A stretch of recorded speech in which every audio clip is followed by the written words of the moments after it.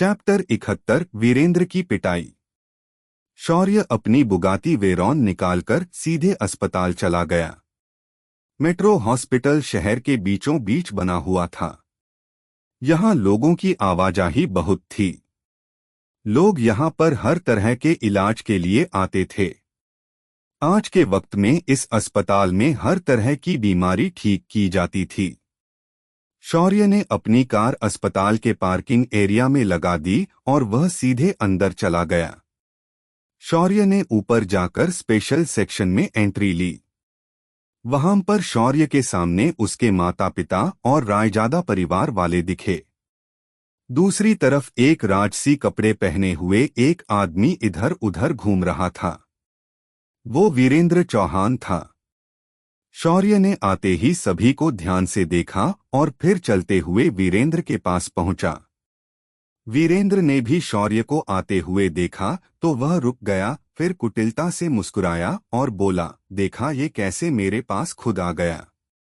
अब मेरे पैरों में पड़कर मुझसे माफी मांगो। ताकि मैं सोची कि तुम्हारे ऊपर दया की जानी चाहिए या नहीं। तभी छटाक की आवाज के साथ वीरेंद्र उड़कर बगल में जा गिरा। शौर्य ने अपना हाथ झटका और बोला, तुम जैसे बेवकूफ माँ बाप जो अपने बच्चों की गलती पूछने के बजाय उसको किसी जंग के सिपाही की तरह देखते हो और सामने वाला कोई कीड़ा मकोड़ा। क्या तुम्हारी औकात इतनी बढ़ गई कि तुम मुझसे अपने पैर छूने कहोगे? तुम्हें इतना ही शौक है तो तुम्हारे आज मैं पैर तुम्हारे हाथ में दे देता हूं। इतना कहकर शौर्य आगे बढ़ा और एक लात के साथ उसका बायां पैर तोड़ दिया। वीरेंद्र जिसे असहनीय दर्द हो रहा था वह चीखने लगा। उसकी चीख सुनकर अस्पताल वाले दौड़ते हुए आए तो शौर्य ने उन्हें ठंडी नजरों से देखकर कहा, इन भाई साहब को अपने पैर पकड़ने का शौक है, उसका पैर उसके हाथ में दे दो। इतना कहकर शौर्य रायजादा फैमिली को देखकर मुस्कुराया। उसकी मुस्कान बहुत डरावनी थी। वनराज ने उसकी मुस्कान देखी तो उसके दिल की धड़कन रुक सी गई। शौर्य अपने पॉकेट में हाथ डालकर धीरे धीरे वनराज के पास पहुंचा और हिकारत से बोला, क्यों बे बुढ़े, और कैसा लग रहा है तेरे बेटे को मरते हुए देखकर? मुझे तो भाई बहुत मजा आ गया। अपने बचपन का बदला लेने का मजा ही कुछ और होता है। वनराज ये सुनकर बौखलाया और बोला, लड़के ये तुमने सही नहीं किया। आज तुमने रायजादा फैमिली से पंगा लिया है, मैं तुम्हें बर्बाद कर दूंगा। हाँ हाँ हाँ, बुढ़े दिन में सपने देखना छोड़ दे वरना कहीं मुझे बर्बाद करने के चक्कर में तुम खुद ना बर्बाद हो जाओ। इतना कहकर शौर्य ने वनराज के गालों को थपथपाया। वनराज का इतना अपमान आज तक किसी ने नहीं किया था, लेकिन इस कल के लड़के ने सारी हदें पार करके उसका इतना बुरा अपमान कर दिया था। इस वक्त वनराज चाहे तो भी कुछ नहीं कर सकता था। उसने खुद देखा था कि शौर्य की एक ही झापड़ में वीरेंद्र सीधा उड़कर दूर जा गिरा था। अगर उसने कोई गलती कर दी तो शौर्य उसे भी वीरेंद्र की तरह कहीं मार न दे। शौर्य का बर्ताव किसी गुंडे से कम नहीं था। वह बोलता कम और पीटता ज्यादा था। उसका खौफ तो रागिनी और दुष्यंत के मन में भी था। कुछ ही देर में तीनों इमरजेंसी दरवाजे खुले और विनीत, नितिन और उस मैनेजर को बाहर लाया गया। शौर्य ने उन तीनों को देखा और शैतानी हंसी हंसते हुए बोला, देखा अपनी लापरवाही का नतीजा। जीवन में इंसान को सही संगत, सही आचरण की शिक्षा घर से मिलनी चाहिए वरना ऐसी हालत होती है। फिर उसने रागिनी को देखकर कहा, अभी तो तेरे परिवार का सिर्फ एक सदस्य हुआ है। अभी भी बहुत लोग बाकी है। आज भाई गया है, अगली बार कोई और फड़फड़ाया तो वो भी इस तरह धीरे धीरे मरेगा। जब रागिनी ने ये सुना तो उसने अपने होंठ भींच लिए, उसके आंखों से आंसू टपक रहे थे। उसके कर्मों की सजा उसके मायके वालों को मिल रही थी। ये सजा भी बहुत दर्दनाक थी। तभी दुष्यंत बोला, शौर्य ये बदला लेने का कोई सही तरीका नहीं है। भूलो मत कि तुम्हारी ऐसी हरकतों की वजह से अग्निहोत्री परिवार खतरे में आ सकता है। दुष्यंत उसे बताना चाहता था कि चौहान फैमिली के जैसे लोग अब पूरे अग्निहोत्री फैमिली को टारगेट करेंगे। शौर्य ने ये बात सुनी तो वह बोला, कौन सी फैमिली और किसकी फैमिली? जिस फैमिली ने मुझे कभी अपना नहीं समझा वो फैमिली। भूल जाओ भला, ऐसे फैमिली की मैं क्यों चिंता करने लगा। अगर तुम्हें इतनी ही फिक्र है उस फैमिली की तो मुझे निकाल दो उस फैमिली से। वैसे भी मेरा कौन है उस फैमिली में। शौर्य की ऐसी बातें दुष्यंत के दिल को चीर फाड़ कर रख रही थी। तभी शौर्य रागिनी से बोला, जिस तरह तूने अपने घमंड के चलते मेरे बहन को मुझसे दूर किया था न, उसी तरह मैंने तुम्हें तुम्हारे भाई से दूर कर दिया है। आज के बाद तुम राखी नहीं बांधोगी, अब से सिया रखी बांधेगी और तू देखते रहेगी। मैं तुमसे हर वो चीज छीनूंगा जो तुमने मुझे कभी मिलने नहीं दी थी। शौर्य की हर बात उसके मां के प्रति नफरत और गुस्सा दिखा रही थी। दूसरी तरफ दुष्यंत को ये बातें अंदर ही अंदर खाई जा रही थी। कुछ ही देर में वीरेंद्र भी विनीत के बगल वाले बेड पर लेट गया था। शौर्य उसके वार्ड में गया और मुस्कुराते हुए बोला, वैसे तो मेरी तुम्हारे साथ कोई जाति दुश्मनी नहीं है। तुम्हारे बेटे ने ही मुझे आज छेड़ा था। वो क्या है न कि मुझे अगर कोई बेवजह छेड़े तो मेरा दिमाग हिल जाता है, तो मैं उसे एक तो मारता हूं या फिर मार डालता हूं। तुम बाप बेटे सच में खुशनसीब हो कि मैंने तुम्हें सिर्फ मारा है। इतना कहकर शौर्य ने वीरेंद्र के गाल को हल्के से थपथपाया। फिर वह नितिन के बेड पर आ गया। उसके हाथ को अब जोड़ा नहीं जा सकता था तो डॉक्टर ने उसकी जख्म को सील दिया था। इस वक्त कोई एंटीडोट देकर उसके जहर का असर भी कम कर दिया था, लेकिन वे उसे निकाल नहीं पाए थे। शौर्य वनराज के पास आया और बोला, अगर तुमने अपने बच्चों को अच्छे संस्कार दिए होते तो आज ये दिन देखने को जरूरत नहीं थी। खैर छोड़ो, तुम अब सुधर कर क्या करोगे, लेकिन ये सबक अपने पोते पोतियों को जरूर देना। शौर्य वनराज को ज्ञान की बात बताकर उसकी नानी की ओर मुड़ा, और बुढ़िया तेरे भी कुछ दिन बचे हैं तो भगवान का नाम लिया कर, ताकि तेरे कुसंस्कार के पाप भी कम हो जाएंगे। तो बोलो राधे राधे। इतना कहकर शौर्य वहां रुका नहीं। शौर्य अस्पताल से निकलकर अपने आप को एकदम ठीक से सेट करके अपने कपड़े को एक अच्छे पार्टी सूट में बदल दिया और सीधा शोरूम पहुंचा। चैप्टर 72 ठरकी लोगों की पार्टी। शौर्य अस्पताल में वीरेंद्र को सबक सिखाकर वहां से सीधा कशिश के पास पहुंचा। आज कशिश भी पार्टी के लिए आज धज कर रेडी हो चुकी थी। शौर्य कशिश को लेकर सीधा वेन्यू में पहुंचा। आज ये पार्टी शहर के सबसे बड़े 5 स्टार होटल ट्राइडेंट में रखी गई थी। इस होटल की सर्विस वर्ल्ड क्लास थी। शौर्य ने अपनी बुगाती को गेट के सामने रोका और उतरकर अपनी चाबी वहां खड़े होटल के स्टाफ की ओर उछाल दी। उसके बाद शौर्य वेन्यू में चला गया। अंदर चमचमाती हुई लाइट्स हर तरफ फैली हुई थी। इस उजाले में हर इंसान चमक रहा था। हर कोई आज धज कर आज आया हुआ था। तभी शौर्य ने देखा कि कुछ आदमियों के झुंड ने 2 लड़कियों को घेर रखा था। शौर्य तुरंत उस तरफ गया तो उसने देखा कि माया और आर्या को इन लोगों ने घेर कर रखा हुआ था और हर कोई उन्हें हवस की नजरों से देख रहा। ये देखकर शौर्य की भौहें सिकुड़ गई और उन सबको धक्का देकर उन दोनों के पास पहुंच गया और उन दोनों को कमर से पकड़कर बगल में ले जाने लगा। तभी एक आदमी शौर्य को रोकते हुए बोला, ए लड़के, तुझे पता नहीं हम लोग इन लड़कियों से बात कर रहे हैं और तुम उन्हें ऐसे ही ले जा रहे हो। तुम्हें मैनर्स वगैरह कुछ मालूम है? शौर्य ने उस आदमी की आंखों में देखा और अपनी मेंटल पावर का एक झटका उस आदमी को मार दिया। शौर्य के ऐसा करते ही उस आदमी की आंखें सफेद हो गई और वह नीचे गिर गया। शौर्य ने उस गिरे हुए आदमी को नजरअंदाज किया और वैसे ही आगे बढ़ने लगा।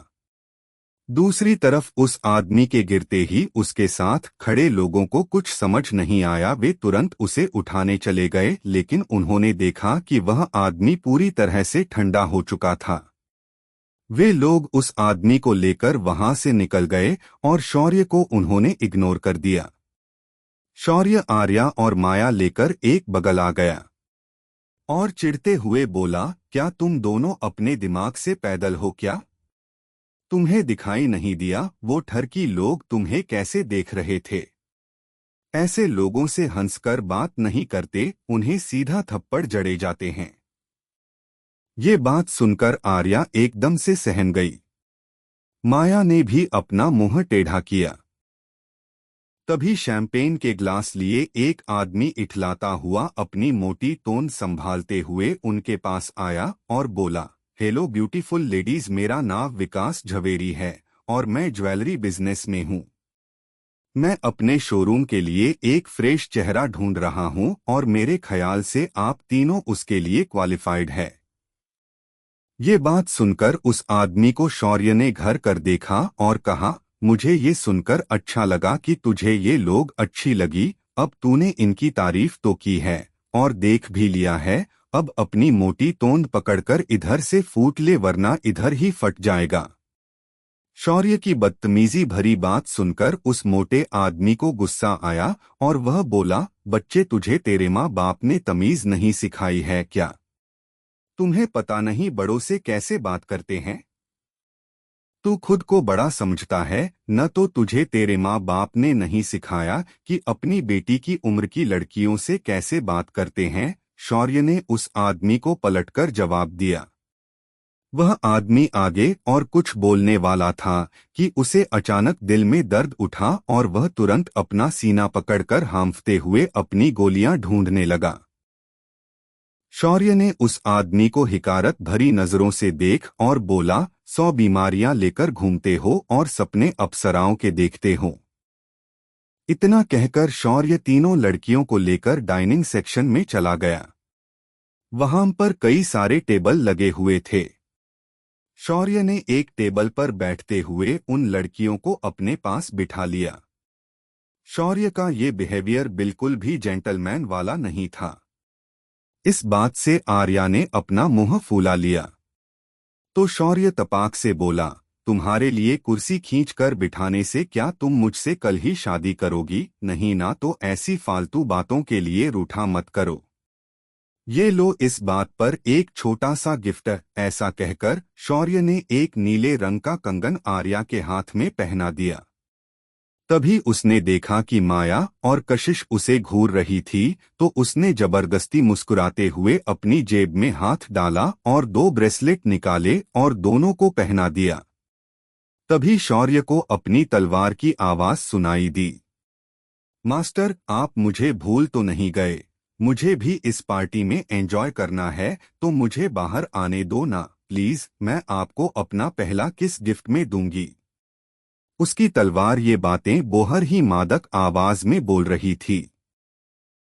इसे सुनकर शौर्य के रोंगटे खड़े हो गए और वह बोला, मुझे तुम्हारा किस नहीं चाहिए, वो तुम अपने पास रखो। अगर तुम यहाँ बाहर आना चाहती हो तो आओ, पर मेरे आसपास बिल्कुल मत आना। इतना कहकर शौर्य ने तलवार को हॉल के एक कोने की तरफ छोड़ दिया। तभी उस कोने में एकदम सेक्सी ड्रेस पहने हुए बेहद खूबसूरत लड़की इठलाते बलखाते हुई हॉल में दाखिल हुई। उसके आते ही सारे ठरकी उसकी ओर लपक पड़े। इस वजह से इन 3 लड़कियों पर से लोगों का ध्यान हट गया। शौर्य अब रिलैक्स हो गया था। उसने उठकर एक जूस का ग्लास उठाया और उसे पीने लगा। तभी स्टेज पर एक होस्ट आती है और सभी का स्वागत करते हुए कहती है, आप सभी का इस पार्टी में स्वागत है। आज राठौड़ ग्रुप की ओर से संयोगिता राठौड़ हम सब के बीच आ चुकी है। Please welcome he on the stage. ये सुनकर हर कोई तालियां बजाने लगा। संयोगिता उसके नाम जैसे ही टैलेंट और खूबसूरती का शानदार मेल थी। उसने एक चमचमाता पार्टी गाउन पहना था। जिस पर एक स्लिट बनी थी। इस वजह से उसकी सुंदर टांगे सभी का ध्यान उसी ओर खींच रही थी। कुछ बेशरम ठरकी लो तो अपनी नजरें घुमा घुमा कर उसे घूर रहे थे। इस पार्टी में आया हर कोई किसी न किसी बड़े बिजनेस का रिप्रेजेंटेटिव था या उसका मालिक था, लेकिन इसके बावजूद उनके ठरकीपन ने तो हद कर दी थी। शौर्य को इसे देखकर सड़क पर लड़की छेड़ने वाले गुंडे इनसे ज्यादा शरीफ लगने लगे थे। बेशर्मी की हद तो तब हुई जब कुछ बिजनेस वुमेन भी इनकी तरह हरकतें करते हुए नजर आई। इन सभी चीजों को देखकर शौर्य के माथे की नसें उभर आई थी। इधर स्टेज पर संयोगिता सभी के अपनी ओर से स्वागत कर रही थी, साथ ही साथ उसके साथ जुड़ने के लिए और बिजनेस करने के मौके इन लोगों को दे रही थी। तभी संयोगिता की नजर शौर्य पर पड़ी, जो गुस्से से वहां से उठकर जा रहा था। उसके साथ 3 खूबसूरत लड़कियां भी जा रही थी। ये देखकर संयोगिता को उसका अपमान लगा। उसके सामने कोई कैसे उसकी बात सुने बिना जा सकता है। संयोगिता को अब अपना गुस्सा कंट्रोल नहीं हो रहा था, तो उसने अपना भाषण जैसे तैसे खत्म किया और अपने सीकर से कहकर शौर्य का पता लगवाया और सीधा उसके पास पहुंची। इस वक्त शौर्य गुस्से के वजह से पागल हुए जा रहा था। इस चक्कर में कोई उसके सामने आ जाए और वह उसे मार न दे, इसीलिए शौर्य इन ठरकी लोगों की पार्टी से बाहर निकल जाना चाहता था। मगर गेट पर पहुंचते ही सिक्योरिटी ने उन्हें रुकने के लिए कहा। शौर्य उस सिक्योरिटी वाले को पीटने वाला था, तभी संयोगिता की सेक्रेटरी दौड़कर आई और बोली, मिस्टर शौर्य, हमारी मैडम आपसे मिलना चाहती है, इसीलिए आप प्लीज रुक जाइए।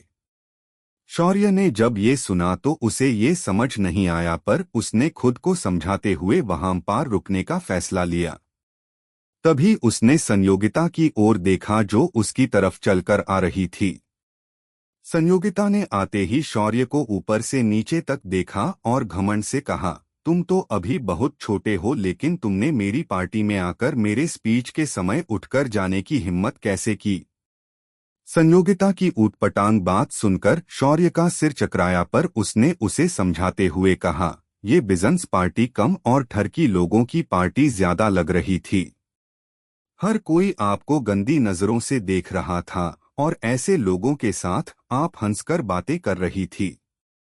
तो ऐसे पार्टी ठरकी लोगों के पार्टी में रुकने का कोई मतलब नहीं बनता। तो मैं वहां से निकल आ गया। अगर आपको इस बात का बुरा लगा हो तो मुझे माफ कर दीजिए।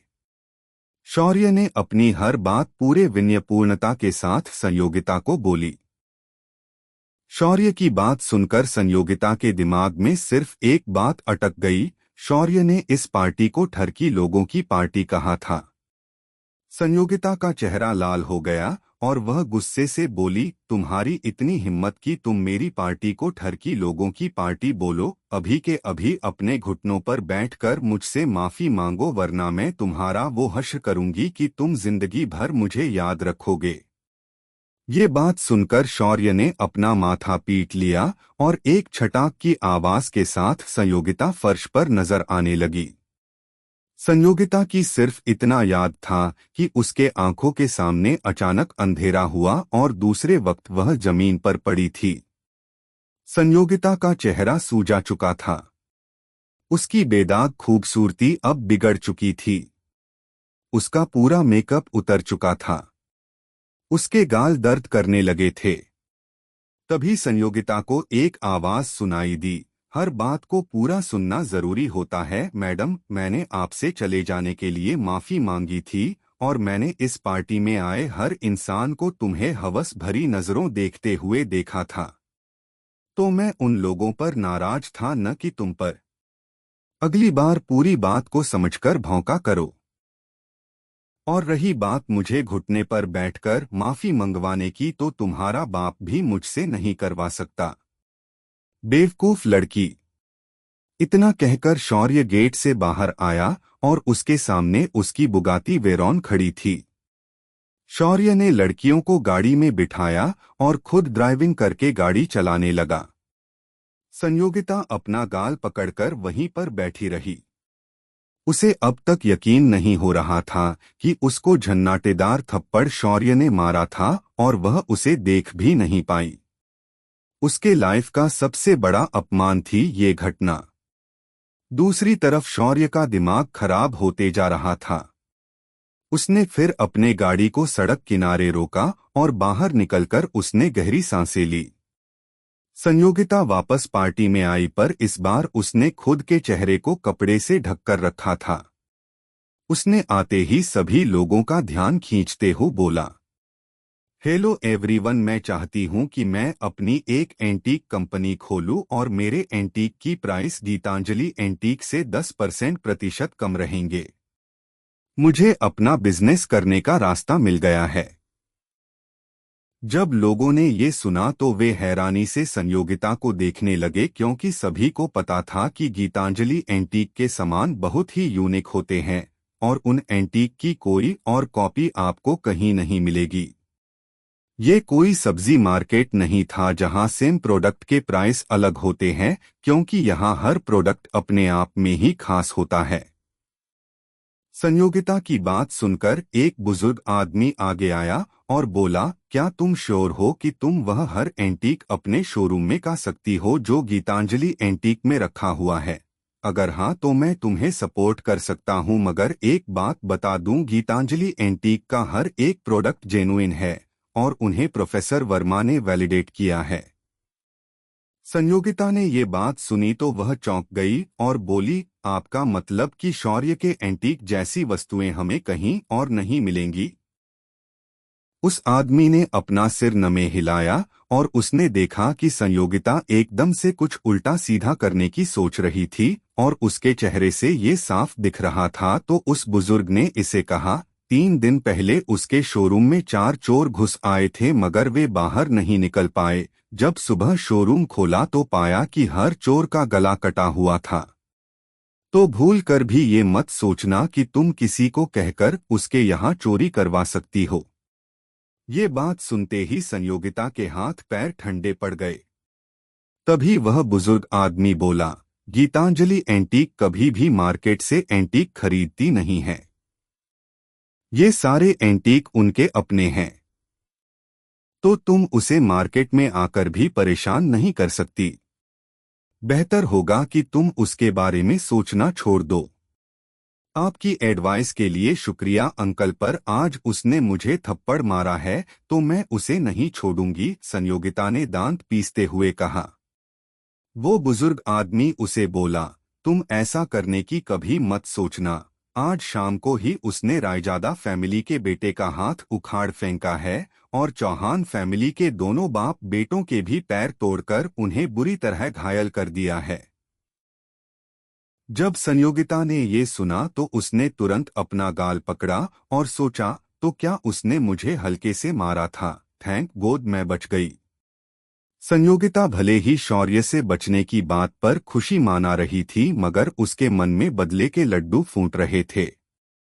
दूसरी तरफ शौर्य उस पार्टी से बाहर आया और कशिश और आर्या पर चिल्लाते हुए बोला, आज के बाद ऐसी ठरकी पार्टी में अगर आने की कोशिश भी की तो मैं तुम दोनों को टांगे तोड़ दूंगा। अब चलो यहाँ से। इन अमीर लोगों ने ऐसे पार्टियों के नाम पर नंगा नाच करके रखा है, इसे ये बेवकूफ लोग बिजनेस गैदरिंग कहते हैं। इतना कहकर शौर्य अपनी गाड़ी को सीधे शहर के आउटस्कर्ट पर लोकेटेड एक ढाबे पर पहुंचा। वहां पर उनका बड़ी ही गरम दिली से स्वागत किया। यहाँ पर आते ही शौर्य ने ढेर सारी वेजिटेरियन खाना मंगवाया और सभी लड़कियों के साथ मिलकर खाने लगा। दूसरी तरफ उसकी तलवार अभी भी उसी पार्टी में दारू और खाने का मजा ले रही थी। साथ ही में दर्जनों से भी ज्यादा लोग उसके आगे पीछे घूम रहे थे। हर एक आदमी का चेहरा पीला पड़ चुका था। वह जहां जहां जाती वहां पर आदमियों का आधे से ज्यादा लाइफ एसेंस छीन लेती थी। उसने आज लगभग सभी तरकियों की आधी से ज्यादा बची जिंदगी छीन ली थी। शौर्य इस बात से अनजान था। अगर उसे पता भी होता तो वह कुछ नहीं कहता, उल्टा उसे कहता कि इन लोगों की पूरी जिंदगी छीन लो। ढाबे पर खाना होते ही शौर्य और तीनों लड़कियां अपने अपने घर चली गई और शौर्य भी उसके घर लौट आया। घर पर आते ही उसने एक नया ड्रामा देखा जिसे देखकर उसका सिर चकराने लगा था। चैप्टर 73 नई मुसीबत गले पड़ गई। अग्निहोत्री मैंशन में जब शौर्य अंदर आया तो देखा जिया और प्रिया सिया के साथ बैठकर किसी बात पर झगड़ रही थी। जब शौर्य ने ध्यान से उन तीनों की बातें सुनी तो वह हैरान रह गया। ये राखी मैं शौर्य को बांधूंगी क्योंकि मैं तुम दोनों से बड़ी हूं, प्रिया ने सिया के हाथ से राखी छीनते हुए कहा। नहीं, ऐसा नहीं हो सकता, मुझे ये राखी खुद शौर्य ने दी है तो मैं ही इसे बांधूंगी, सिया ने भी इतराते हुए कहा। ऐसा बिल्कुल नहीं हो सकता, ये राखी तो मैं ही बांधूंगी क्योंकि मैं शौर्य से हमेशा दूर रहती आ रही हूँ, जिया ने भी अपनी ओर से कोशिश करते हुए कहा। तभी दीनानाथ बोले, ऐसा करो कि तुम शौर्य से और 2 राखियां मांग लो। क्यों अब इस बात पर झगड़ रही हो? तभी शौर्य थोड़ा खांसते हुए बोला, हाँ, मैं तुम दोनों को भी वैसी ही राखियां से सकता हूँ। इतना कहकर शौर्य ने अपने जेब से अलग अलग डिजीज की 2 राखियां उन दोनों के हाथ में दे दी। दरअसल बहनें भाई के लिए राखियां लेकर आती है, पर यहाँ भाई को ही अपने लिए बहनों को राखी देनी पड़ रही थी। दोनों लड़कियों ने राखियों को लिया और शौर्य को धन्यवाद देते हुए वहां से निकलने लगी। तभी जिया बोली, और हमारे लिए वो ब्रेसलेट भी चाहिए। ये सुनकर शौर्य ने अपना सिर हिलाया और 2 ब्रेसलेट निकालकर उनके हाथ में खुद बांध दिया। उसके बाद इस बार दोनों बिना कुछ बोले वहां से भाग गई।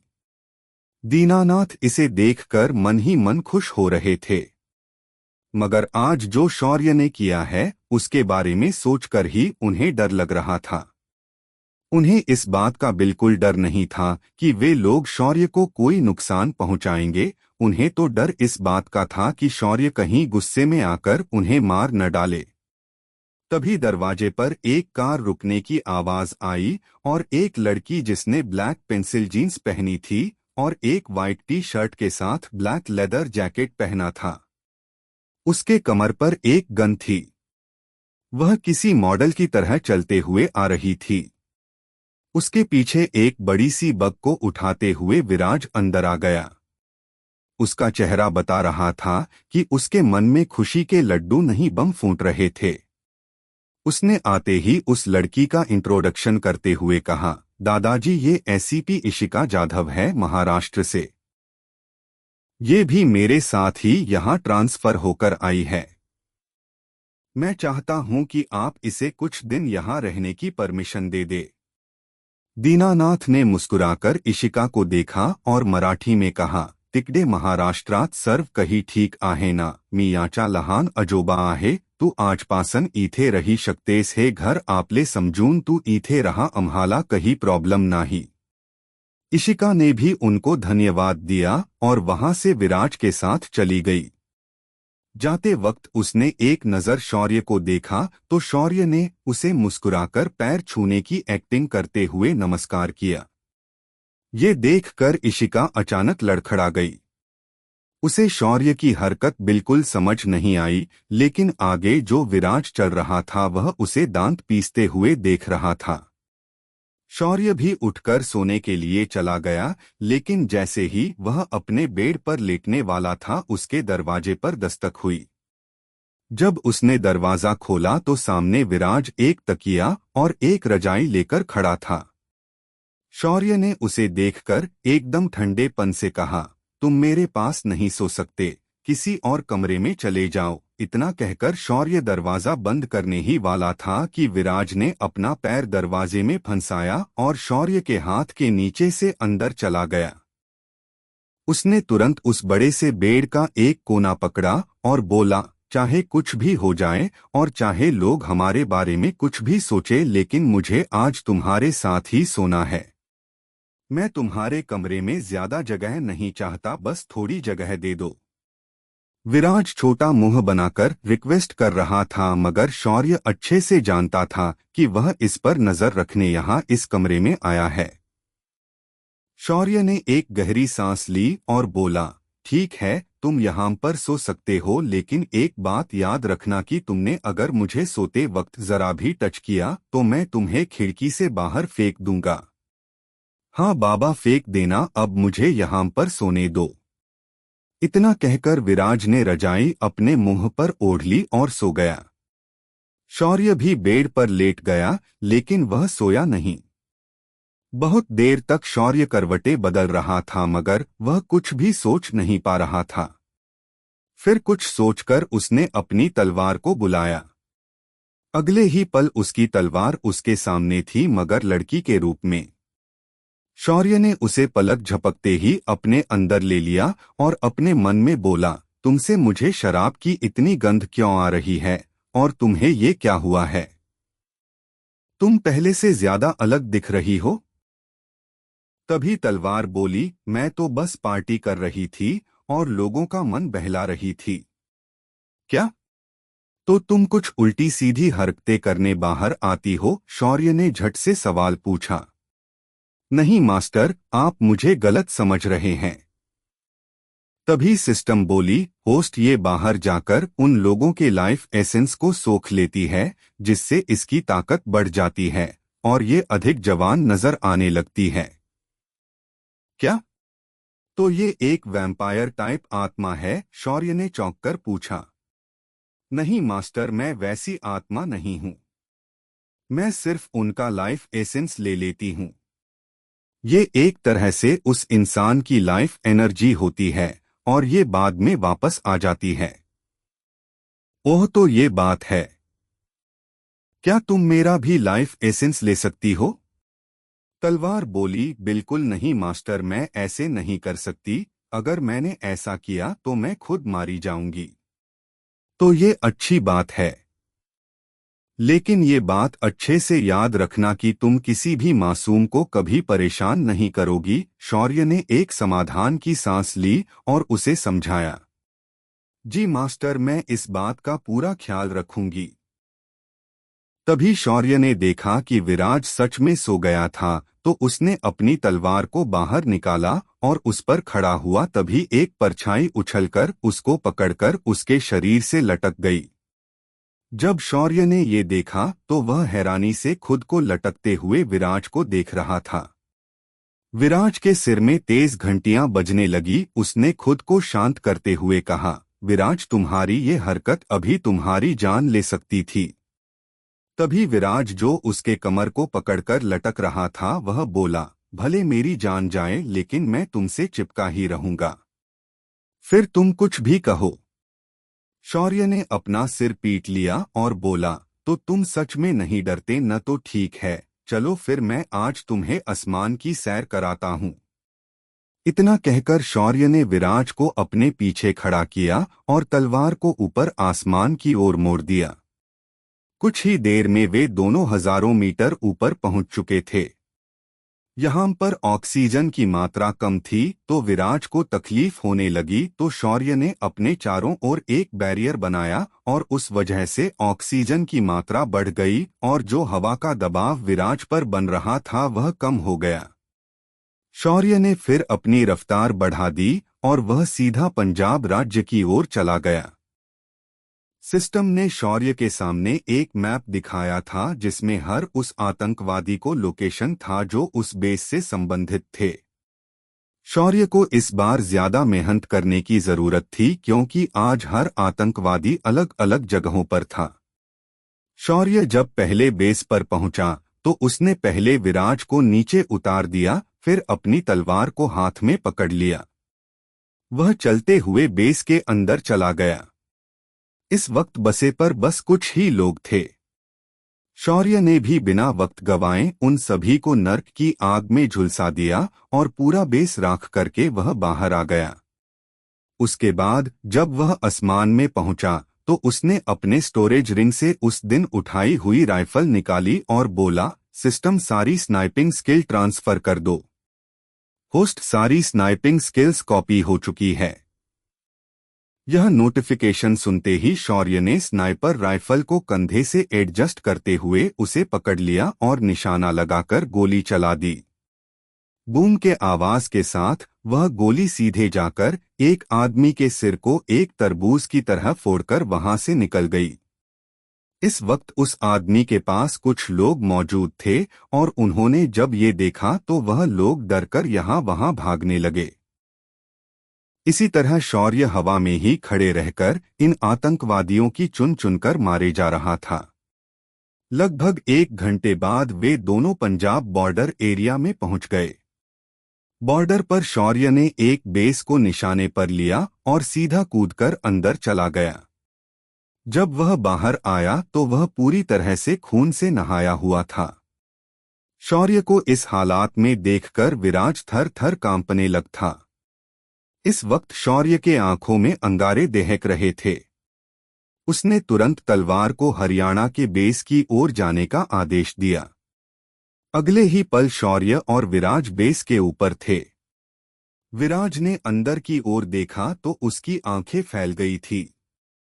इस बेस पर कई सारी मासूम लड़कियों को बंधक बनाया गया था और उनके शरीर पर एक भी कपड़ा नहीं था। इसे देखकर मानो शौर्य का गुस्सा चौथे आसमान तक पहुंच गया था। उसने विराज को तलवार पर खड़े रहने दिया और बिना हथियार के अंदर घुस गया। शौर्य के सामने कई सारे आतंकवादी बंदूक लेकर उसकी ओर बढ़े और उस पर गोलियां बराने लगे, लेकिन शौर्य को एक भी गोली नहीं लगी। शौर्य ने अपने हाथ फैलाए और उसके हाथ के नाखून लंबे हो गए मानो किसी शेर के पंजे हो।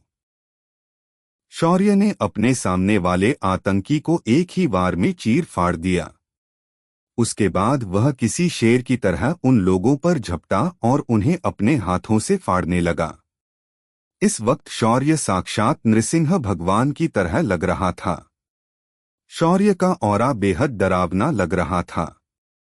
शौर्य किसी पागल शेर की तरह इन लोगों को फाड़े जा रहा था। पूरा बेस खून और लाशों से भर गया था। वह लड़कियां जिन्हें कैद किया था उन्होंने भी देखा था कि कैसे इन लोगों को शौर्य ने मार दिया था। जब सभी लोग मरे गए, विराज तलवार के साथ नीचे आ गया। ये शौर्य ने ही क्या था? विराज ने नीचे आते ही सारा नजारा करीब से देखा और एक गहरी सांस लेकर बोला, भाई अब इन लड़कियों को हमें एक सुरक्षित जगह भेजना पड़ेगा। तभी एक लड़की रोते हुए बोली, सर आपने हमें बचा तो लिया, लेकिन हम समाज में अपना सिर उठाकर जी नहीं सकेंगे। इन जानवरों ने हमारे साथ बहुत बुरा किया है। हम अब कहीं के नहीं रहे, तो अब हम सब चैन से अपनी आखिरी सांस ले सकते हैं। ये बात सुनकर शौर्य का दिल दहल गया और कुछ सोचते हुए बोला, तुम्हें खुद को मारने की जरूरत नहीं है, ना ही तुम्हें इस समाज में जीने के लिए कुछ सोचने की जरूरत है। मैं तुम सभी को एक ऐसी जगह भेजूंगा जहां सिर्फ तुम लोग रहोगी। पहले तुम ये कपड़े पहन लो। इतना कहकर शौर्य ने उन्हें वहीं पर से कपड़े ढूंढ कर दिए। लड़कियों ने कपड़े पहने। तब तक शौर्य ने माया से टेलीपैथी से संपर्क किया और उसे डायमेंशन में बुला लिया। उसके बाद शौर्य ने अपना हाथ हवा में लहराया और सारी लड़कियां वहां से गायब हो गई।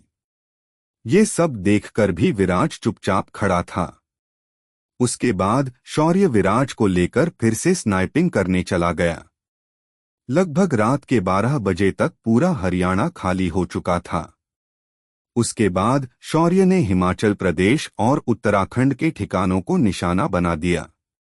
रात के 2 बजे वे दोनों कश्मीर पहुंच चुके थे। कश्मीर में आते ही शौर्य ने जो देखा उससे उसका सिर चकराने लगा। चैप्टर 74 कश्मीर में करिश्मा। शौर्य हरियाणा और हिमाचल प्रदेश को निपटाकर उत्तराखंड तक गया, फिर उसने कश्मीर में एंट्री मारी। कश्मीर में घुसते ही शौर्य को सिस्टम पैनल पर कुछ ऐसा दिखा कि उसका सिर चकराने लगा। लगभग हर नुक्कड़ और हर गली में आतंकवादी छुपे थे। इनका कश्मीर में इतनी बेबाकी से घूमना सिर्फ इसीलिए आसान था क्योंकि इन्हें यहाँ के पॉलिटिशियंस ने शह दी थी। सिस्टम ने इन पॉलिटिशियंस को भी आतंकवादियों के लिस्ट में डाल दिया था। शौर्य वहां पर बेस कैंप को ढूंढ रहा था तो पाया कि बेस कैंप आज पूरा खाली था। शौर्य ने नीचे उतरकर पूरे बेस कैंप का जायजा लिया तो उसे एक टूटे हुए मोतियों की माला मिली। बेस कैंप के अंदर बाकी कुछ भी काम का नहीं मिला। जब शौर्य वहां से जाने वाला था तो उसे ख्याल आया कि प्राचीन समय से कश्मीर में अंडरग्राउंड घर बनाए जाते थे। शौर्य ने तुरंत अपनी दिव्य दृष्टि का उपयोग किया और पाया कि उस बेस के नीचे कुछ नहीं था, मगर वहीं से कुछ 100 मीटर दूर एक पीट हाउस था। इस घर में इस वक्त 100 से भी ज्यादा लोग सोए हुए थे। ये सभी नए भर्ती किए आतंकवादी थे। शौर्य ने फिर आस-पास की जगह को ध्यान से देखा तो पाया कि घाटी के जंगलों के बीच एक ट्रेनिंग ग्राउंड था जो इन्हें ट्रेनिंग देने के लिए इस्तेमाल किया जाता था। जब शौर्य को सारी बात समझ आई तो शौर्य ने मैप पर फोकस किया और सारे आसपास के रेड डॉट्स को मार्क किया। ये लोग इस कैंप के ट्रेनर और सिक्योरिटी वाले थे, मगर आज ये लोग जंगल में छुपकर बैठे थे। तभी शौर्य को एक डॉट बड़ा अजीब लगा। ये डॉट एक रिहायशी इलाके में एक घर को निर्देशित कर रहा था।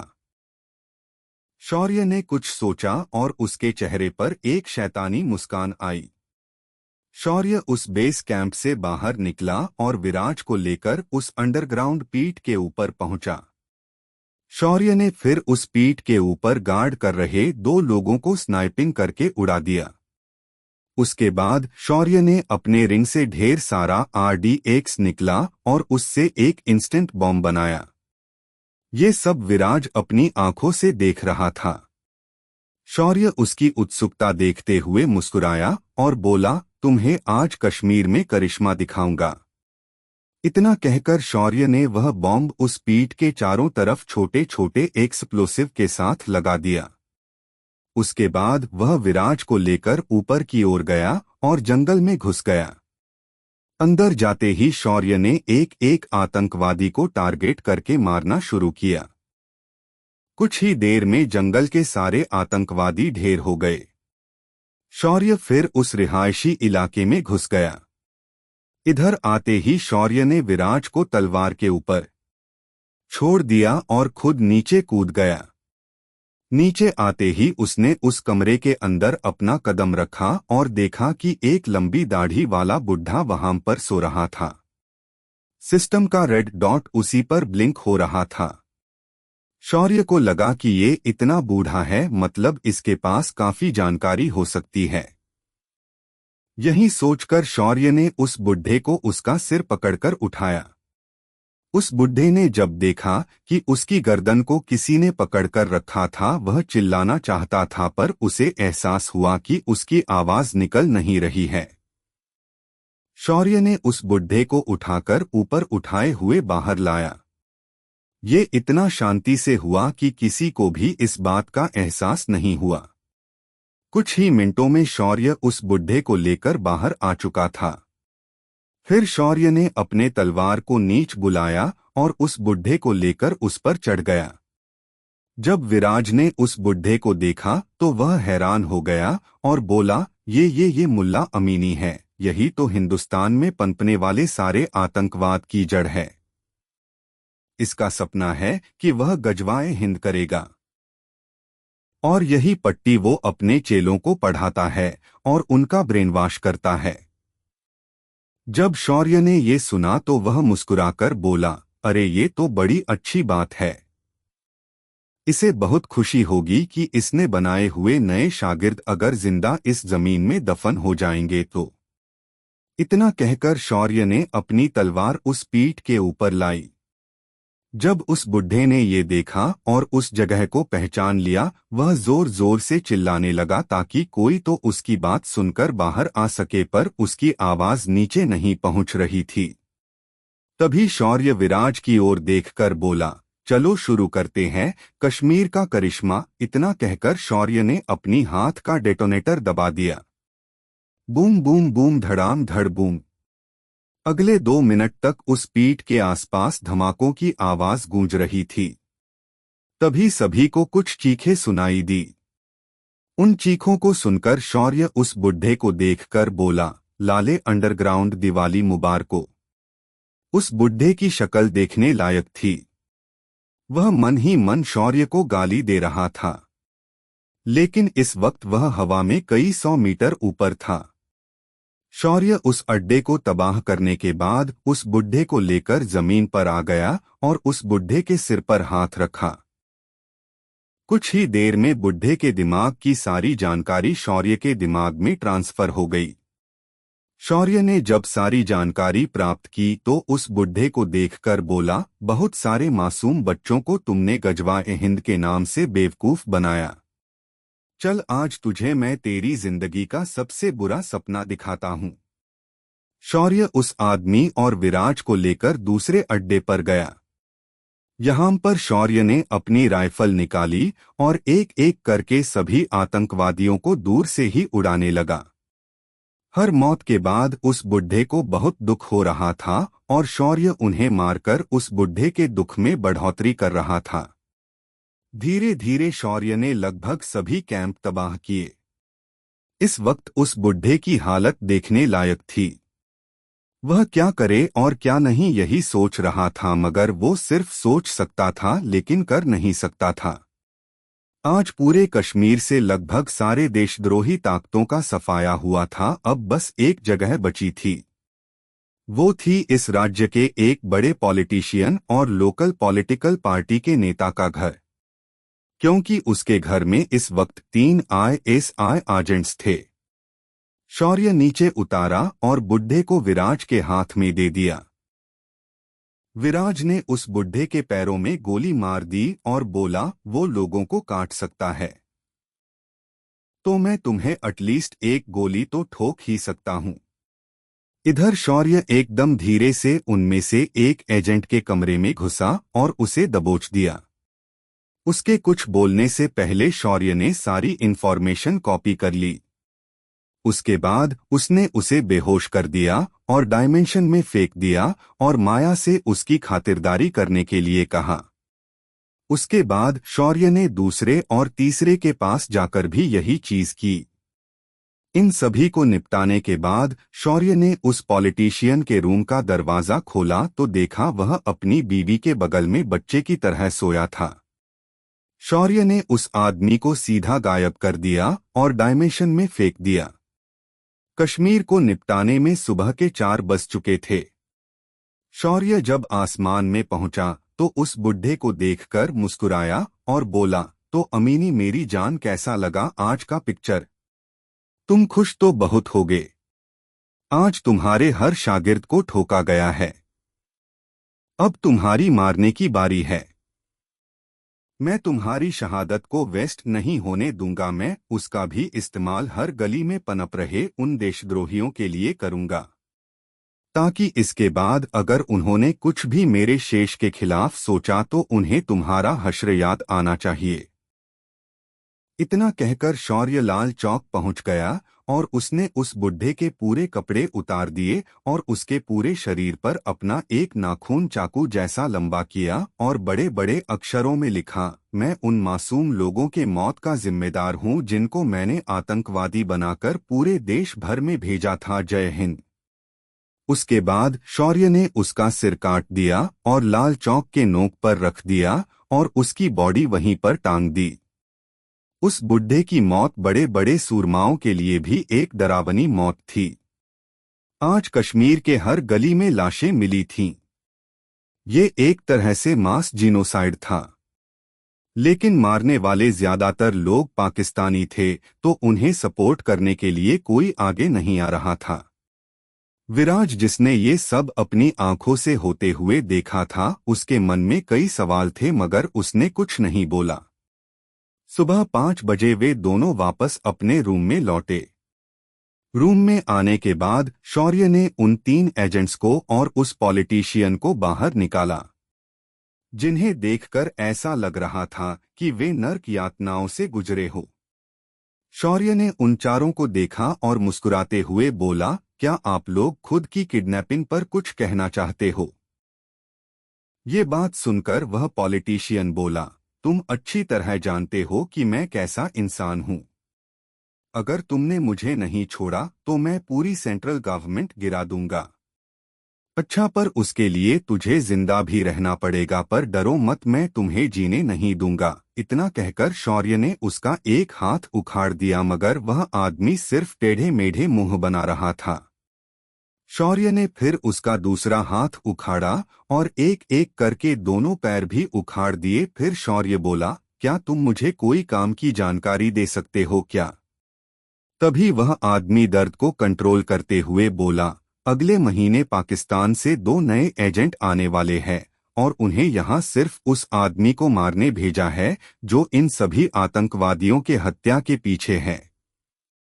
लेकिन मुझे लगता है कि वह तुम ही हो और वे लोग तुम्हें मार देंगे। हाँ ठीक है, अब तू ऊपर निकल और ऊपर जाकर अपना हिसाब देना। इतना कहकर उसका कला हाथ से उखाड़ दिया। उसके बाद शौर्य ने उसकी बॉडी को बगल में फेंक दिया। तीनों आईएसआई एजेंट ये सब देखकर भी कुछ नहीं बोल रहे थे। उन्हें अच्छे से मालूम था कि अगर उन्होंने इंफॉर्मेशन लीक कर दी तो ये लड़का उन्हें जिंदा नहीं छोड़ेगा। शौर्य ने उन्हें देखा और बोला, तुम तीनों को लग रहा होगा कि अगर तुमने इंफॉर्मेशन बता दी तो मैं तुम्हें मार दूंगा, और तुमने एकदम सही सोचा। लेकिन इसमें एक ट्विस्ट है। मैं तुम्हें नहीं मारूंगा। तुम्हें मारना है या नहीं ये मैं मेरे भाई पर छोड़ता हूं। अब वो ही तुम्हारा मालिक है।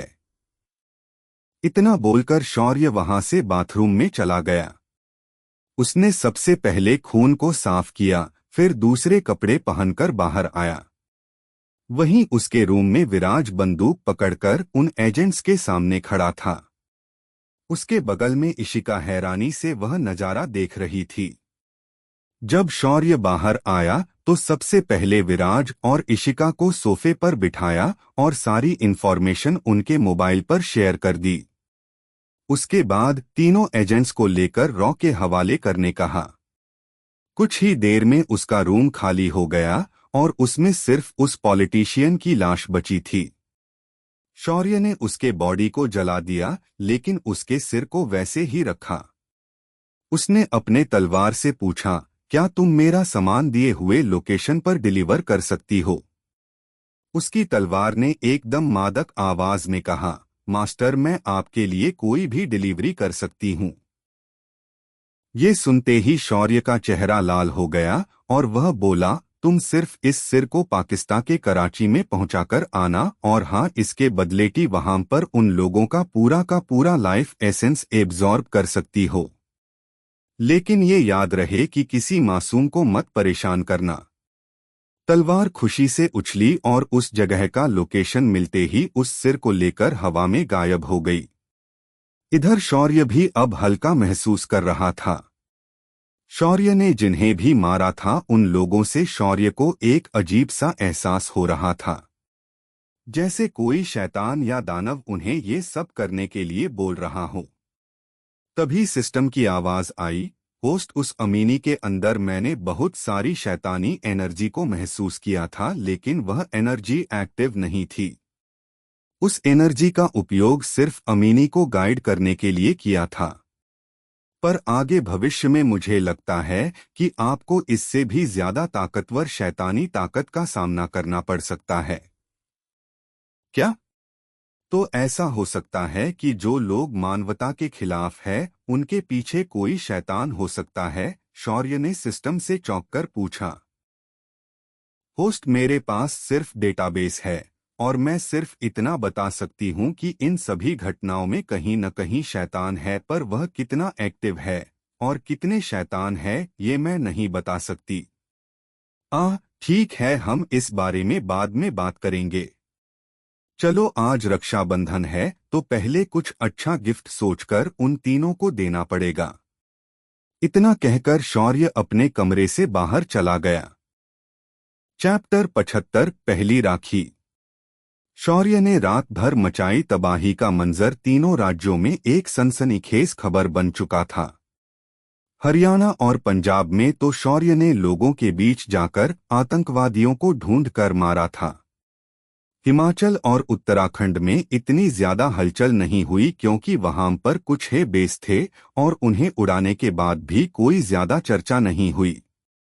लेकिन कश्मीर के हालात बहुत गंभीर थे। आज कश्मीर की हर गली में मातम था। मरे हुए लोगों की शिनाख्त की जा रही थी और लगभग सभी मरे हुए लोग किसी न किसी तरीके से पाकिस्तानी थे। शौर्य ने भी इन्हें मारते वक्त ख्याल रखा था कि किसी भी स्थानिक कश्मीरी को वह न मारे, सिर्फ कुछ गिने चुने लोग ही कश्मीरी थे। शौर्य ने किए हुए हंगामे की खबर चीफ को पहुंच चुकी थी। चीफ ने जब सारा मामला ध्यान से समझा और पाया कि लगभग सारे आतंकवादी ठिकाने खत्म हो चुके हैं और अब अगले कई महीनों तक नए आतंकवादी जन्म नहीं लेंगे, इस बात से उन्हें एक राहत भी मिली थी। मगर अब भी उन्हें शौर्य पर शक था, यकीन नहीं था। जब चीफ सुबह सुबह ऑफिस आकर इन बातों को सोच ही रहे थे, तभी ऑफिस का दरवाजा खुला और इशिका और विराज उनके सामने 3 लोगों को गिरफ्तार करके ला रहे थे। उसके बाद विराज ने आते ही चीफ को बताया कि कल रात इन तीनों को किसी ने पकड़कर उनके पास छोड़ा था। ये बात सुनकर इशिका विराज को देखने लगी। उसे ये बात तो पता नहीं थी कि इन्हें कैसे यहाँ लाया गया है, पर एक बात पक्की थी कि विराज ने उस पॉलिटिशियन की लाश के बारे में नहीं बताया। इशिका इस वक्त कुछ नहीं बोली। विराज आगे बोला, चीफ, कल रात कश्मीर का वह अलगाववादी नेता भी मारा गया है। ये बात तुम्हें कैसे पता चली? विराज ने अपना सिर खुजाते हुए कहा, वो चीफ, बात यह है कि इन लोगों को जिन्होंने मेरे पास छोड़ा है उन्होंने ही मुझे बताया है। चीफ विराज का सीधा झूठ सुनकर समझ गए कि विराज उन लोगों से मिल चुका है। फिर चीफ ने उसे नजरअंदाज करते हुए पूछा, शौर्य की क्या रिपोर्ट है? तभी विराज ने ओटीजी केबल से अपना मोबाइल कनेक्ट करके कुछ इन्फॉर्मेशन पेन ड्राइव में ट्रांसफर करके चीफ के हाथ में थमा दिया। इन्फॉर्मेशन ट्रांसफर होने के बाद विराज बोला, ये इन्फॉर्मेशन शौर्य ने निकाल कर दी है और उसकी रिपोर्ट भी। चीफ ने पेन ड्राइव लिया और उसे अपने लैपटॉप से कनेक्ट करके हर एक फाइल को खोल के देखने लगे। इशिका और विराज सिर्फ बैठकर चीफ को उस जानकारी को पढ़ते हुए देख रही थे। हर फाइल को पढ़ने के बाद चीफ के चेहरे के भाव बार बार बदल रहे थे। लगभग आधे घंटे तक सारी जानकारी को ध्यान से पढ़ने के बाद चीफ ने विराज को मुस्कुराते हुए देखा और बोले, इस लड़के ने दी हुई इन्फॉर्मेशन बहुत सटीक है। इस इन्फॉर्मेशन को पाने के बाद हम हमारे कई एजेंट्स का काम कम हो सकता है। ये इन्फॉर्मेशन भारत से आतंकवादी जड़ें उखाड़ सकती है। चीफ ने फिर विराज को आगे कुछ नहीं कहा और उन्हें जाने के लिए कहा। बाहर मीडिया आज रात कश्मीर, पंजाब, हरियाणा और हिमाचल, उत्तराखंड में जो हुआ उसका बखान कर रही थी। इस वक्त टीवी पर खुद को पॉलिटिक एक्सपर्ट्स कहलाने वाले लोग अलग अलग कुतर्क लगा रहे थे। मीडिया ऊपर से सरकार को चुप्पी पर सवाल उठा रही थी। हरियाणा में जहां लड़कियां मिली थी, व्यापार का नजारा एकदम भयावह था। कर एक आदमी को पकड़ पकड़ कर हाथ से फाड़ा गया था। हर लाश कई टुकड़ों में बांटी थी। हर तरफ खून और मांस की चीथड़े फैले हुए थे। जब चीफ को इस बात की खबर मिली तो उन्होंने व्यापार जो हुआ है उसकी लाइव फुटेज देखी तो उनका भी दिल दहल गया। ये मामला किसी भी एंगल से आतंकवादियों पर किया गया हमला नहीं था। तभी चीफ ने सच्चाई जानने के लिए विराज को फोन लगा दिया, जो अभी ड्राइविंग करके घर वापस जा रहा था। चीफ का फोन आते ही विराज बोला, हाँ चीफ बोलिए, क्या बात है? क्या हरियाणा के उस बेस पर कुछ हुआ था जो वहां का मंजर अलग है? जब ये विराज ने सुना तो उसने मुस्कुराकर कहा, चीफ, वहां पर भारत की लड़कियों की इज्जत के साथ हर दिन खेला जाता था। वहां पर 100 से भी ज्यादा लड़कियों को बंदी बनाकर रखा गया था। उन सभी के साथ बहुत बुरा व्यवहार किया गया था। तो अब बताइए ऐसे लोगों के साथ क्या हो सकता है? चीफ ने ये सुना तो वह अनजाने में जवाब देते हुए बड़बड़ाए, दर्दनाक मौत। बस यही हुआ होगा वहां पर। इतना कहकर विराज ने फोन काट दिया। इशिका जो सुबह से उसके साथ थी, वह उसे ढेर सारे सवाल पूछना चाहती थी और इस बार वह रोक न सकी और बोली, विराज अब मुझे सब सच बताओ, कल रात क्या हुआ था। विराज ने ये सुनकर इशिका के आंखों में देखते हुए कहा, यदा यदा हि धर्मस्य ग्लानिर्भवति भारत अभ्युत्थानमधर्मस्य तदात्मानं सृजाम्यहम्। जब भी बुराई अपने पैर इस भूमि पर पसारेगी तब कोई न कोई आके उसे एक रात में नष्ट कर देगा। कल और उसके पहले वाली रात को भी कुछ ऐसा ही हुआ था। मैं इसके अलावा कुछ और तुम्हें नहीं बता सकता। विराज ने एकदम सीरियस होकर ये बात कही थी, जिस वजह से इशिका भी चुप हो गई। कुछ ही देर में वे दोनों अग्निहोत्री मैंशन पहुंचे। आज रक्षाबंधन का त्योहार था। शौर्य सुबह नहा धोकर बाहर गया था और वह अभी तक नहीं लौटा था। उसकी तीनों बहनें पूजा का थाल सजाकर आज धज कर उसका इंतजार कर रही थी। हॉल के कोने में अभी और विशाल भी चुपचाप खड़े थे। इन तीनों ने उन्हें भी राखी नहीं बांधी थी। जब विराज अंदर आया तो उसे भी अभी और विशाल के पास खड़ा किया गया। तभी विशाल बड़बड़ाया, आज ये तीनों ऐसी बिहेव कर रही है मानो हम उन्हें शगुन में चिल्लर देने वाले हैं और शौर्य उनको जैसे कोई स्पोर्ट्स कार देने वाला हो। विराज ने ये सुना तो उसने अपना सिर हिले दिया और मन में बड़बड़ाया, बेवकूफ, अगर वो चाहे तो उन्हें बिना टिकट पूरी दुनिया की सैर कर देगा और तो और उसके लिए स्पोर्ट्स कार लेना कहाँ मुश्किल है। उसके एक इशारे पे हमारे चीफ अब तो उसके लिए टैंक गिफ्ट कर देंगे।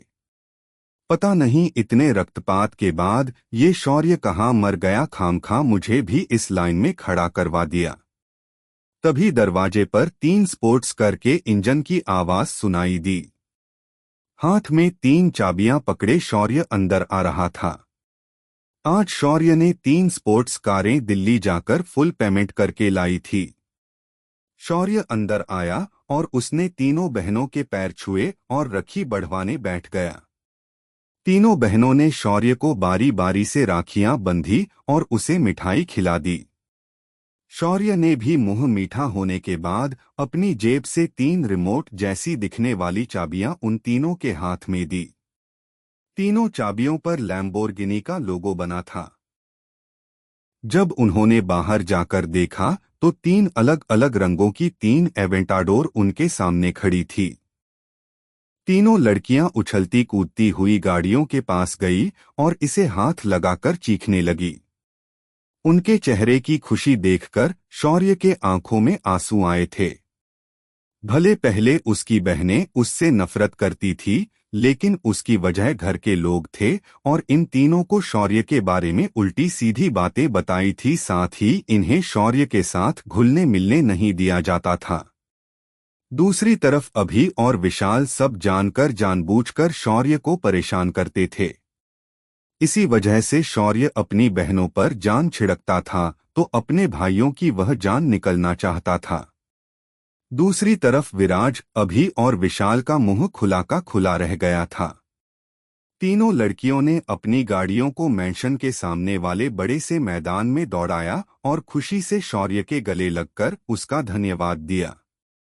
शौर्य सिर्फ मुस्कुराया पर उसके आंसू थम नहीं रहे थे। तीनों बहनों के भी आंखें गीली हुई थी। तीनों बहनें शौर्य से एक साथ बोली, आज से आप ऑफिशियली हमारे रक्षक हो गए हैं, तो अब आपकी जिम्मेदारी ज्यादा बढ़ गई है। बस हमें परेशान लोगों के लिए एडवांस में हम दुआ मांगेंगे कि वे शौर्य भाई के हाथ न लगे। इस बात पर वह सब मुस्कुराए और अंदर आ गए। उसके बाद तीनों बहनों ने बारी बारी से अभी, विशाल और विराज को राखियां बांधी। जब विराज ने शौर्य के हाथ की राखियां देखी तो वह बोला, उसे इतनी अलग राखियां और हमें ये मार्केट में मिलने वाली राखियां क्यों?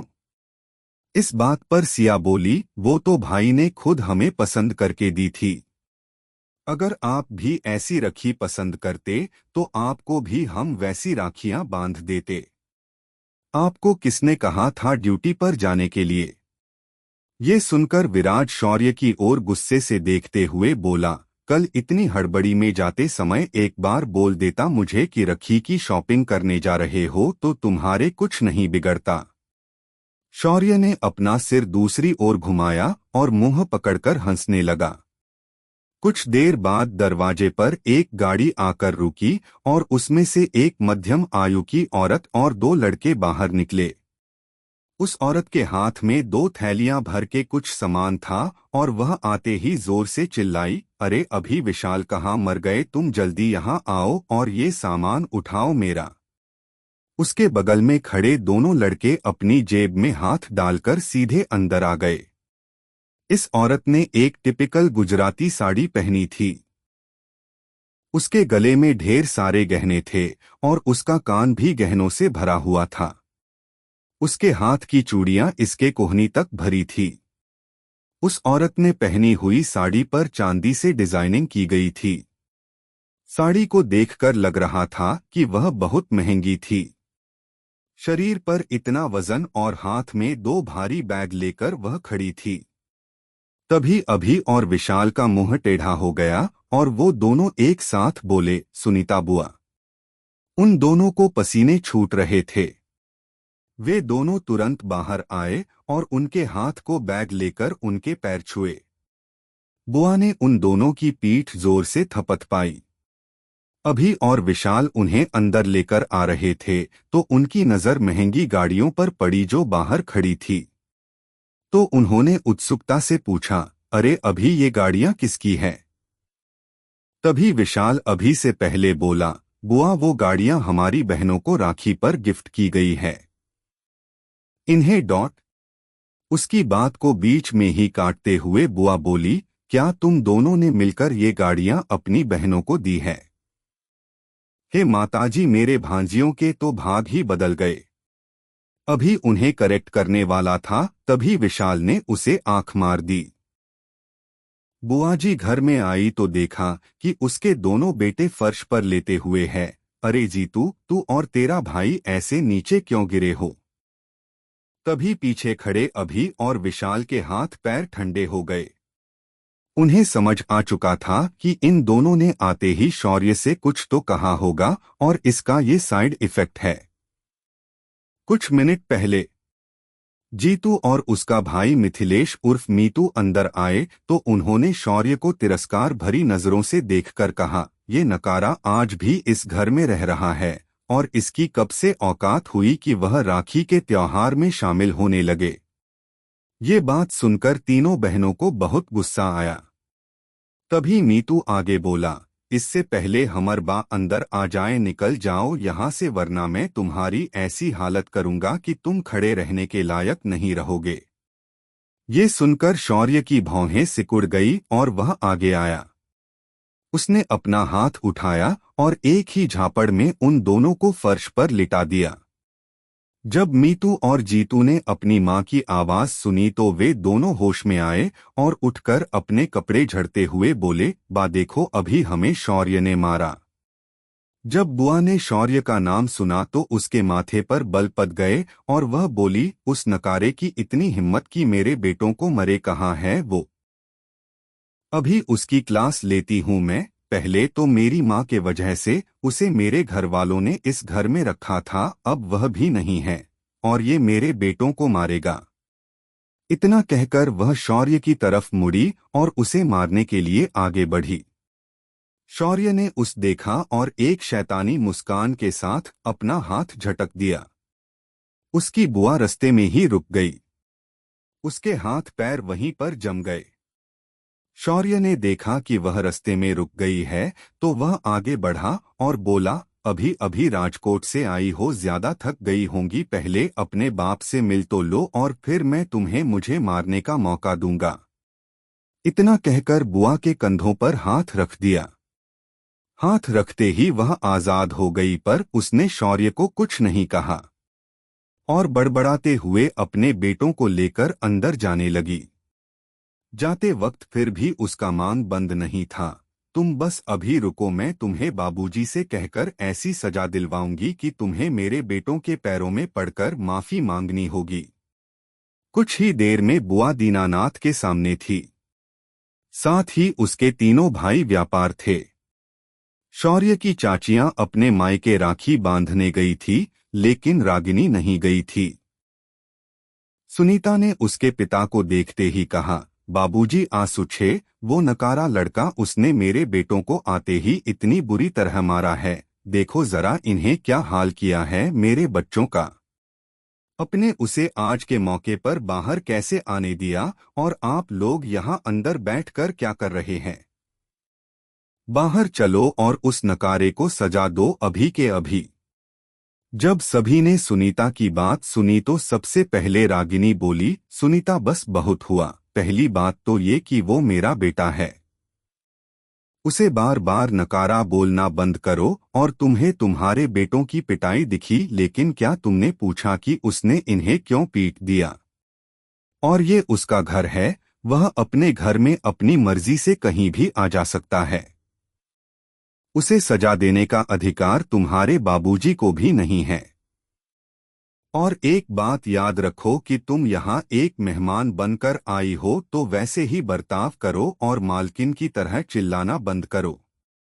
जब सुनीता ने रागिनी की बात सुनी तो उसे ऐसा लगा मानो उसका वक्त बदल गया, जज्बात बदल गए। धम्म से इन्होंने सब कुछ पलट दिया। सुनीता ने एकदम से कहा, अरे वाह, तुम कब से उसे अपना बेटा कहने लगी? उसे तुमने ही नकारा बनाया था न, अब तुम्हें ये बात क्यों चुभ रही है? अगर इतना हो बुरा लग रहा है न तो पहले ऐसा किया ही क्यों? और ये मेरे बाबूजी का घर है, मैं यहाँ जब चाहूँ तब आ सकती हूँ। उसने मेरे बेटों को मारा है, ये कोई छोटी बात नहीं, आज इसका फैसला होकर रहेगा। तभी दीनानाथ गुस्से से बोले, सुनीता तुम्हें पता है तुम क्या बोल रही हो? वो मेरा अपना खून है, उसे मैं तुम्हारे सिर्फ कहने से सजा कैसे दे सकता हूँ? जहाँ तक मुझे पता है तुम्हारे लाडलों ने ही उसे कुछ कहा होगा। अब ये फालतू की बातें छोड़ो और वह काम करो जो तुम यहाँ करने आई हो। सुनीता को अपने पिता की बात बड़ी अजीब लगी, पर उसके पिता के कहने पर उसने अपना गुस्सा छोड़ दिया और किचन में चली गई। किचन में जाकर बुआ ने खुद अपनी हाथों से खीर बनाई और फिर थाल सजाकर अपने भाइयों को राखी बांधी। उसके बाद उन्हें खीर खिलाकर वह बाहर हॉल में अपने पिता और बाकी लोगों के साथ आकर बैठ गई। उसके बेटे भी अकड़कर आकर वहां बैठ गए। तभी जीतू शौर्य को देखकर बोला, नाना जी अब तो इसे यहाँ से भगा दो, उसे देखकर मुझे बहुत घिन आती है। उसकी औकात नहीं है यहाँ इस हॉल में आने की।